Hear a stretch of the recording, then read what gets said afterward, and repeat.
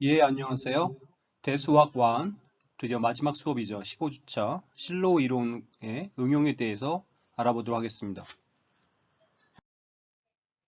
예, 먼저 첫 번째 응용은 위수가 소수의 거듭 제곱인 군은, 즉 유한 피군이죠. 항상 가해군이라는 것입니다. 항상 가해군이다. 자, 우리 새로 또 기억이 가물가물하니까 한번 보도록 하겠습니다. 가해군이라고 하는 것은 무엇이냐면은 가해군이라고 하는 것은 음, 먼저 부분 정규열이라고 하는 거는 H0, 자명한 부분군부터 시작을 해서 계속 올라가는 건데 이렇게 하나씩 하나씩 올라가는 거죠. 예, 그래서 가장 마지막에는 전체가 되는 이건데 이걸 잉여군을 생각해야 되니까 바로 다음 거에 대해서 그 전 거는 정규 부분군이 되는 거예요. 이런 거를 부분 정규열이라고 하죠. 근데 만약 그 잉여군이 그 다음 거를 그 전 걸로 코션트 해준 잉여군이 단순군일 때 그거를 합성열이라고 합니다. 합성열. 그러니까 어떤 느낌을 보시면 더 이상 쪼갤 수 없는 그런 부분 정규열이 합성열이라고 생각하시면 되고요. 그런데 그 잉여군이 가완이 되면 가완이면서 단순군이죠. 그런 거를 가해군이라고 합니다. 그런 합성열을 가지면 가완인 단순군이 되도록 하는 합성열을 가질 수 있으면 그걸 가해군이라고 하고요. 하나 더 제일 실로 정리 내용을 갖고 왔습니다. 만약 G의 위수가 Pn제곱까지 나눠지면 위수가 P개인 부분군이 있고 P제곱개인 부분군이 있고 쭉 해서 마지막 Pn제곱개인 부분군들이 다 존재하고, 그리고 뭐 Pi 제곱개의 원소를 갖는 부분군은 적당한 Pi 플러스 1개인 부분군의 정규 부분군이 된다는 거였죠. 자, 그래서 이거를 우리 앞에 내용에다 이제 어떻게 적용하냐면은 지금 G의 위수가 P의 거듭 제곱이죠. Pn제곱이라고 하면 이거라고 하면 어떤 항등은 당연히 있을 테고 얘는 A0가 되는 거고, 그리고 얘는 그리고 이 당연히 정규 부분군이죠. H1 얘는 P개짜리인 P개인 부분군의 정규 부분이 되고, 얘는 바로 이 실로 정리로부터 적당한 P제곱개인 또 적당한 군의 정규 부분이 되고, 그 P제곱인 거는 적당한 P세제곱개인 군의 정규 부분이 되고 쭉 이런 식으로 할 수 있다는 거죠. 마지막에는 Pn제곱개인, 그죠? 그럼 n이 되겠죠. 얘는 Pn제곱개인 군의 정규 부분이 될 텐데, 지금 그 군 전체의 위수가 Pn제곱이니까 Pn제곱개인 마지막 건 G가 되는 거죠. 그래서 이 실로 정리에서 항상 여기 그 마지막까지 갈 수 있는 여기가 바로 뭐냐면은 실로 P 부분군인데, 그죠? 여기까지만 갈 수 있는 건데, 지금 군이 전체 개수가 Pn제곱개라서 군 전체까지 도달을 할 수가 있는 거거든요. 그래서 이게 바로 우리가 찾는, 그리고 여기 보시면 hi 플러스 1을 hi로 이렇게 인여군을 생각하면 이거는 원소가 P개죠. P개. 따라서 다음번에 쓸까요? hi 플러스 1을 hi로 코션트 해주면 이거는 P개인 거니까, P개인 거는 딱 한 종류밖에 없습니다. 그죠? GP밖에 없고요. 이거는 순환군이니까 이거는 가환이고요. 당연히 가환이고, 그리고 단순군인 거죠. 가환인 단순군이 되는 거죠. 그래서 따라서 G는 가해군이 되는 겁니다. 가해군. 아시겠죠? 그래서 정의대로 하면서 어떠한 정의를 갖는지 꼼꼼히 따져보시고 주어진 조건에서 어떻게 그걸 달성 가능한지 생각을 해보시는 거죠.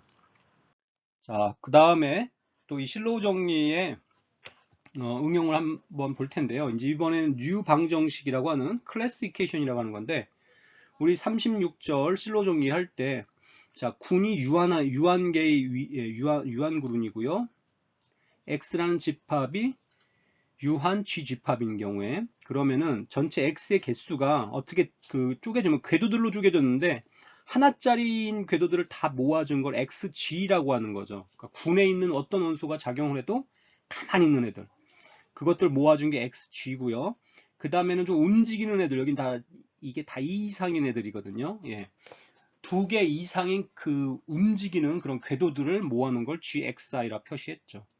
자, 그런데 지금 그 X 중에서 우리 G로 잡고요. 그러니까 군 G가 자기 자신한테 작용을 하는 건데, 자, 이번에는 켤레화로 작용을 하는 겁니다. 그래서 어떻게 작용하냐면, X라는 원소가 있으면 이 좌우에 이렇게 GXG 인버스로 작용하는 거죠. 이렇게. 그러면 여기서 지금 상황에서 XG가 뭐냐? GXG 인버스 이렇게 작용을 했을 때 그대로 X인 거. 예. 그대로 X인 거고, 모든 G의 원소를 적용해도 안 움직이는 거죠. 근데 이 식은 잘 보시면 결국 뭐냐면은 센터입니다. 중심. 군의 중심이 되는 거죠. 예.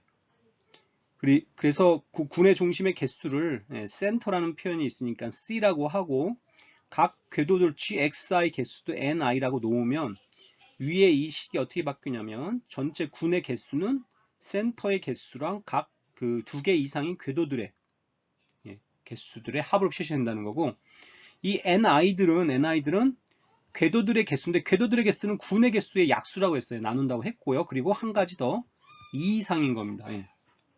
그렇죠? 그래서 센터의 개수, 그 다음부터는 2 이상인데 군의 약수인 것들을 이렇게 쪼개지는 거를 군의 류방정식이라고 합니다. 예. 자, 그러면 예를 들어서 S3인 경우를 보면요. 총 원소가 6개죠. 6개.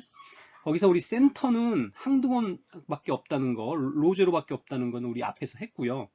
따라서 6을 일단 1로 쪼개지는 거거든요. 1과 나머지들로 쪼개지는데, 나머지들은 사실 경우가 많지 않아요. 그죠? 예. 무슨 말이냐면 6의 약수는 6의 약수고, 그리고 지금 이미 1이 나왔으니까 여기 들어갈 수 있는 값은 2랑 3밖에 없는 거예요. 그죠? 6의 약수이고 그러니까 2 이상인 값들은 2랑 3밖에 없죠. 그리고 다 합쳐서 5를 만들어야 되니까 그 실제로 궤도들 계산 안 해보더라도 2 더하기 3이 되겠다는 거는 알 수가 있는 거예요. 사실은 앞에 조건으로부터. 실제로 계산을 해보시면 로1, 로2가 하나의 궤도를 이루고, 그러니까 로1에다가 적당히 x 인버스 이렇게 해주다 보면 x는 다양하게 바꿔주면 로1 이거나 로2만 나온다는 거죠. 마찬가지로 뮤1, 뮤2, 뮤3도 하나의 궤도를 이룬다는 걸 알 수가 있습니다. 그러니까 사실은 여기서 로1, 로2만 계산했다고 하면 요 3개가 되는 거는 당연하잖아요. 그죠? 여기 왜냐면 2랑 3이 나온다는 걸 알고 있으니까 여기 하나가 2가 된다는 걸 찾았으면, 더 없다는 걸 알았으면 나머지 3개는 하나의 궤도가 되어야 된다는 걸 계산해보지 않아도 알 수가 있다는 얘기죠.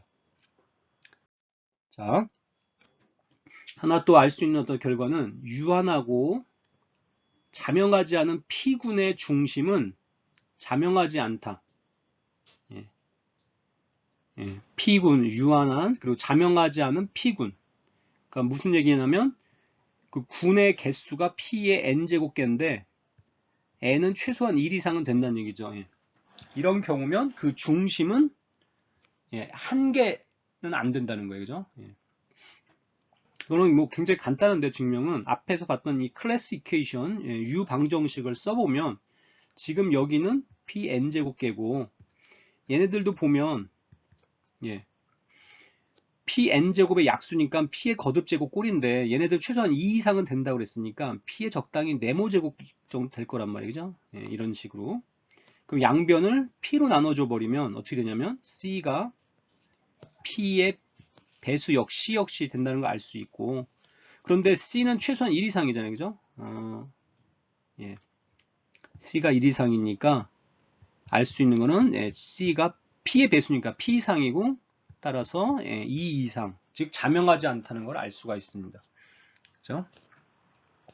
그래서 유한하고 자명하지 않은 P군의 중심은 자명하지 않다는 걸 알 수가 있어요. 예를 들어 D4를 보면 그 정방 중심군인가, 제가 한글 용어에 좀 익숙지 않아서 죄송합니다. D4의 원소의 개수는 그 사각형이니까 2배죠. 2n 8이에요. 그죠? 즉 2의 세제곱이니까 얘는 P군, 2군이죠. 예. 그러면은 보시면 이거의 센터는 최소한 2 이상이 된다는 걸 알 수가 있습니다. 그러니까 즉 무슨 얘기인가 하면 센터는 2 그리고 8의 약수니까 2, 4, 8 중에 하나 되는데 8은 또 안 됩니다. 왜 안 되죠? 이게 비가왕군이니까.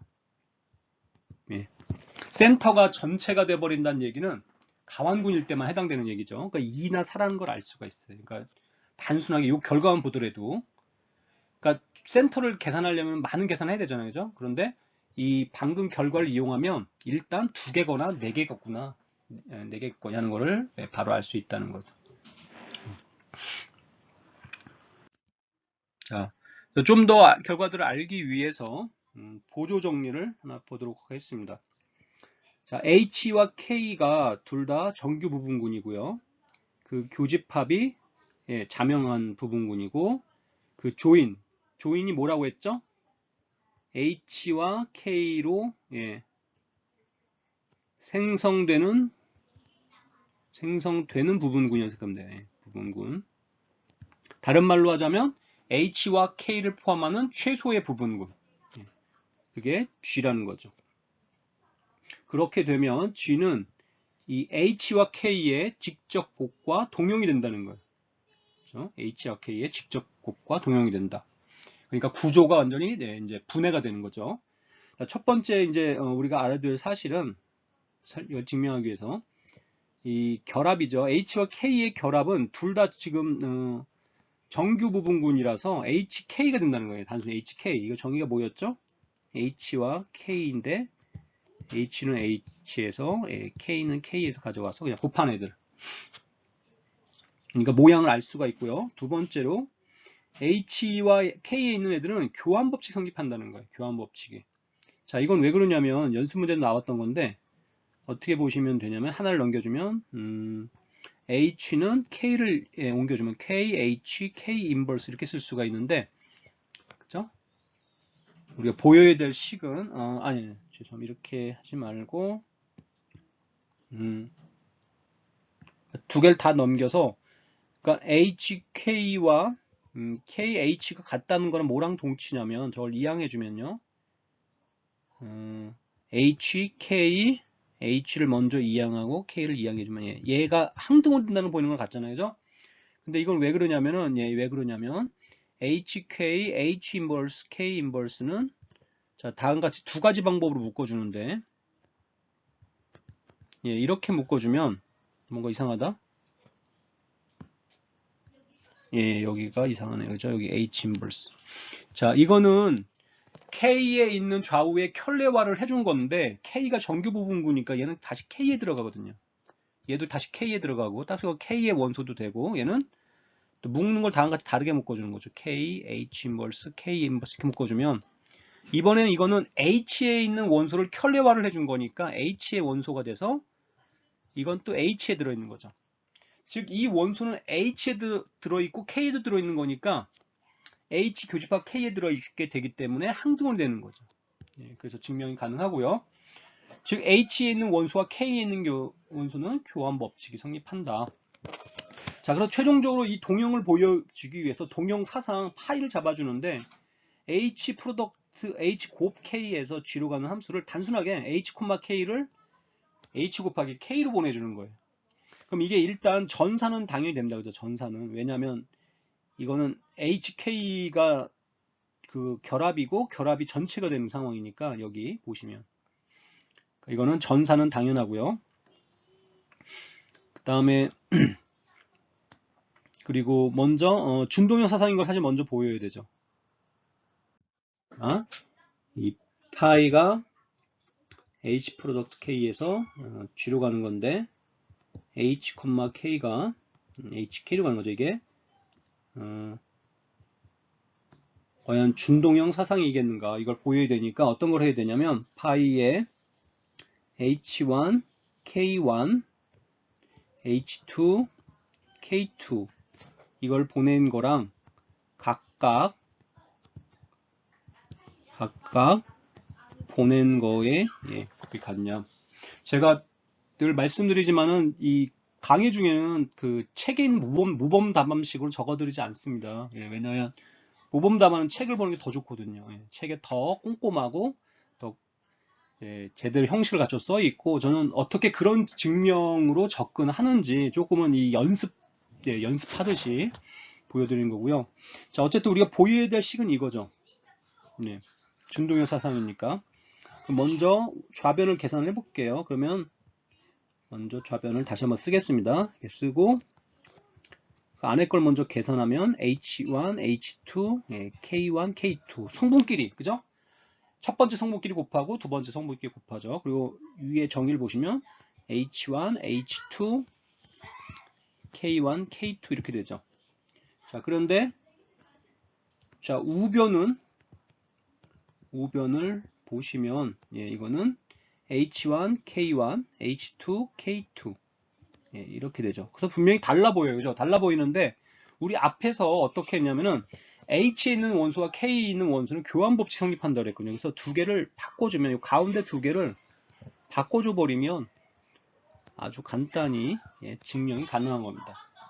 남은 거는 하나는 이제 단사죠. 사실 아까 전사를 보였으니까 단사는 건데 이 경우에는 커널을 보면 되죠. 커널 오브 파이가 예, 궁금할 텐데 그건 어떻게 되죠? 그럼 파이 h, k, k가 커널에 들어간다면 이건 hk인데 얘가 2라고 하면 네, 2라고 하면 어떻게 되는 거죠?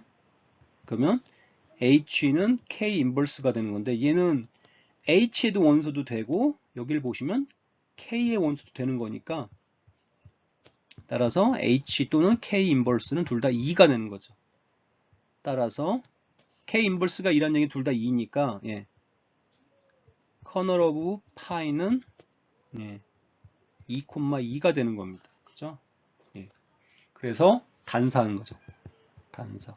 따라서 뭘 쓰죠? 그 다음에 예, 공간이 없어 위에 씁니다. 따라서 제일 동형 정리로부터 H 직접 곱 K는 G와 동형되는 거죠. 예. 알 수가 있고요. 자, 그러면 우리 잠시 쉬었다가 계속하도록 하겠습니다.